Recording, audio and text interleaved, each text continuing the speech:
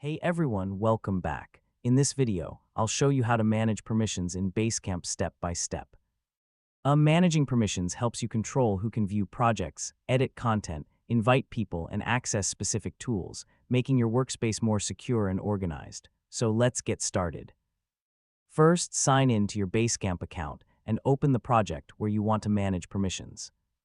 Make sure you have administrator, owner, or project management privileges, since standard users may not be able to change access settings.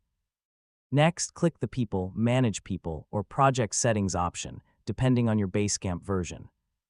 You'll see a list of everyone who has access to the project, including team members and clients. Now, select the person whose permissions you want to update. You may be able to change their project access, adjust which tools they can use, or modify their role if your Basecamp plan supports those options. Review each setting carefully before saving your changes.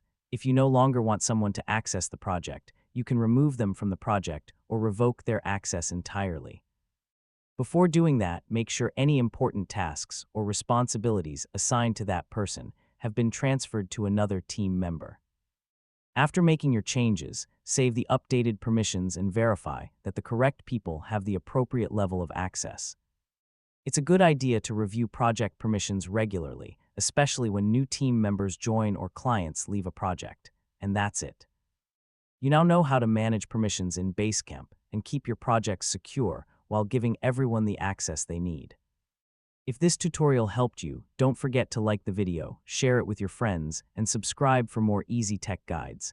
Thanks for watching, and I'll catch you in the next